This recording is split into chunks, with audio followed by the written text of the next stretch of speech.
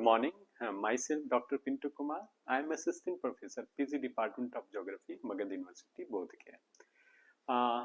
Friends, my dear students, आज हम बात करने जा रहे हैं जो तिब्बत में भूकंप आया 7 जनवरी 2025 की, उस पर एक मैं अपना संक्षिप्त वीडियो दे रहा हूँ। सामान्य तौर पर भूकंप पृथ्वी की कंपन होने की प्रक्रिया को भूकंप कहते हैं, लेकिन ये पृथ्वी की कंपन कोई सामान्य प्रक्रिया नहीं है। ये बहुत से ऐसे भौतिक और प्राकृतिक कारणों के साथ साथ आर्टिफिशियल कारणों से भी प्रभावित होती है।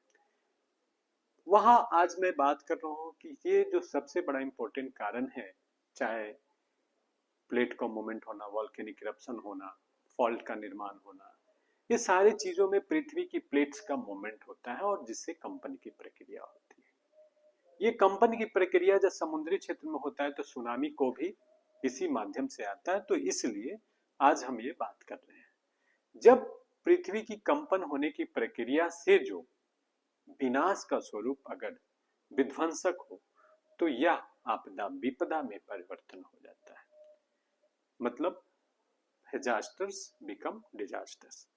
अभी जो तिब्बत के क्षेत्र में जो टिंगरी विलेज, तिब्बत का एक विलेज है, टिंगरी विलेज में, वहां पर जो भूकंप आया जिसका 7.1 मैग्नीट्यूड रिएक्टर स्केल पर जो दर्ज हुआ, यह भूकंप की कंपन से 5 देश प्रभावित हुए।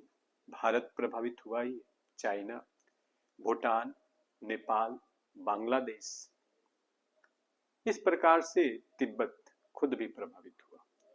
ये जो भूकंप की प्रक्रिया है, एक टेक्टोनिक मूवमेंट को आपस में मिलने जुलने या टकराने की प्रक्रिया के फलस्वरूप होता है।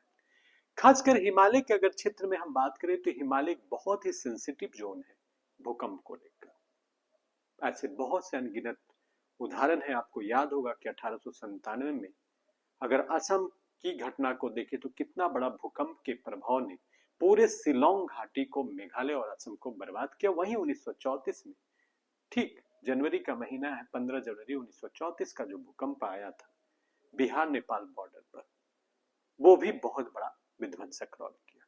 फिर ये जनवरी 2025 में भूकंप का स्वरूप है और अभी भी इसके प्रेडिक्शंस हैं कि बहुत लंबे समय तक ये भूकंप कुछ अंतराल पर फिर आ सकती है। तिब्बत, ये जो केंद्र है आप देख रहे हैं, एपिसेंटर, ये पूरा एक माउंट एवरेस्ट से 80 किलोमीटर की दूरी पर है। आपको याद होगा कि जो बिहार में भूकंप 1934 में आया था वो माउंट एवरेस्ट से ही, ठीक माउंट एवरेस्ट से 6-7 किलोमीटर के आसपास होता है। ये हिमालय बेल्ट में ज्यादा भूकंप की संभावनाएं क्यों हैं, और खासकर आप कभी भी गुजरात में देखे, भुज का देखे, तो इसके पीछे रीजन क्या है? यहाँ पर दो प्लेट आपस में टकरा रहे हैं। अगर हिमालय की फॉर्मेशंस की बात करें तो हिमालय अपने ज्यूस इंक्लाइन प्रोसेस से 3, ये आपका देखेंगे यही तिब्बत का स्वरूप है। और यहां से इंडियन ये प्लेट है,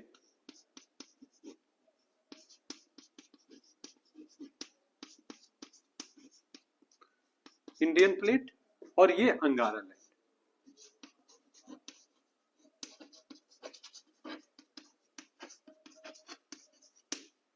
ये इस दोनों प्लेट आपस में टकरा रहे हैं और ये पूरा लेसर हिमालय, जिसको शिवालिक कहते हैं, मिडिल हिमालय और ग्रेटर हिमालय, और ये पूरा तिब्बत का पार्ट है, तिब्बत का पार्ट है। ये क्षेत्र पूरा सेंसिटिव जोन में दो प्लेट आपस में टकराने के कारण स्टिल हिमालय जो है फॉर्मेशन के स्टेज में है। और यही जो प्लेट आपस में टकरा रहे हैं वो कभी माउंट एवरेस्ट के आसपास, कभी उत्तर, कभी नॉर्थ, कभी दक्षिण, और इसी की इस श्रृंखला के आधार पर यहाँ पर कहीं पर भी देखेंगे तो इस प्लेट का मूवमेंट व्यापक है।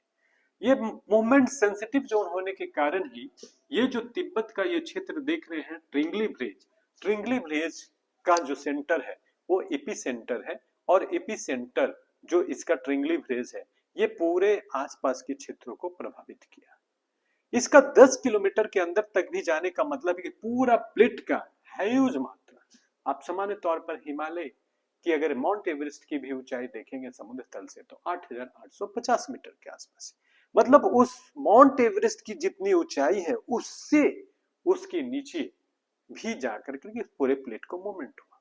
क्योंकि एक बड़ा स्ट्रॉन्ग प्लेट है, इसलिए इस प्लेट की जो कंपन की दर थी वो 1 मिनट 3 आवर्स में 50 बार वो वेव शॉकिंग आया और उस 50 बार पूरे घटनाओं को चेंजेस किया। और इस प्रकार से इसका रिजल्ट ये हुआ कि लगभग 126 लोगों की मृत्यु हुई इमीडिएट आंकड़ों के हिसाब से, और उसके बाद 126 लोगों की मृत्यु हुई और साथ ही साथ लगभग 10,000 1,000 घर ध्वस्त हो गए। और इसका 3 घंटे में जो पूरा परिवर्तन का स्वरूप आया वो पूरा कोहराम मचा दिया। और ये भी वो बातें हैं कि ये विलेज जो सामान्य तौर पर ये विलेज जो टिंगरी विलेज है ये 7,000 लोगों की जनसंख्या का एक विलेज है। लेकिन मेरा ये कहना है कि ठीक है यहाँ पर नहीं था, अगर इस तरह का मैग्नीट्यूड आसपास के कहीं बिहार के क्षेत्रों में कैपिटल जैसे क्षेत्रों में कभी इस तरह का प्रभाव आए तो भूकंप किस तरीके से हानिकारक हो सकता है इसका आप लोग अंदाजा लगा सकते हैं। सामान्य तौर पर प्लेट मूवमेंट होती है, लेकिन प्लेट मूवमेंट होने के भूकंप के पहले भी कुछ ऐसी बातें हैं जिसको हमें ध्यान रखना चाहिए। जब भूकंप आती है सामान्य तौर पर तो उससे वेव निकलती है जिसको हम लोग प्राइमरी वेव, सेकेंडरी वेव और लॉन्गिट्यूडनल एल वेव, जिसको P wave, S wave, L wave कहते हैं। ये वेव का ही फ्रीक्वेंसी जो है वो टकराता है, लगता है और उसके बाद ये डिफरेंट टाइप्स को जो रेडिएशन है उनको निकालते हैं और उसके हिसाब से आइसोसिस्मल लाइन, होमोसिस्मल लाइन इसको कहा जाता है कि जब जहां जहां वेव करके जिस क्षेत्र को भूकंप को ये प्रभावित किया ये लाइन, इसको आइसोसिस्मल लाइन कहते हैं। सम भूकंप रोधी भूकंपीय लाइन। और उसी प्रकार से जब एक साथ एक ही समय में जहां भूकंप के झटके महसूस किए जाते हैं उसको होमोसिस्मल लाइन कहते हैं, जिसको इस लाइन के थ्रू दर्शाया गया है। जब भूकंप की प्रक्रिया होती है तो उससे पहले जब प्रभाव होता है तो कुछ ऐसे इंपैक्ट होते हैं जिसके माध्यम से हम समझ सकते हैं। मेरा पहला है कि भूकंप आने के पहले हम कैसे सचेत रहें। तो भूकंप आने के पहले बहुत से जो चिड़िया हैं चहचहाने लगती है, आवाज निकलने लगती है, जो खासकर बिल वगैरह में है वहां से कीड़े मकोड़े या चूहे या कॉकरोच वगैरह वो बहुत तेजी से बाहर निकलती है उसके रेडिएशंस के प्रभाव से। कुछ जो जंतु हैं, कुत्ते हैं या कुछ इस प्रकार के आसपास के जो जंतु हैं, बंदर है, वो आवाज निकालने लगते हैं अलग टाइप का, उनके रोने के या भौंकने की आवाज होती है। जो व्यक्ति हाई प्रेशर का, ब्लड प्रेशर का या इस तरह का प्रॉब्लम से सफरिंग है उनके ऊपर बहुत सर भारी लगने लगता है और शरीर में लगता है कि हैबिट। ये सारे ऐसे परिवर्तन हैं। बिल्ली जो है बहुत तेजी से आसपास में है तो निकलेगी, आवाज देगी, म्याऊ अपना करने लगती है।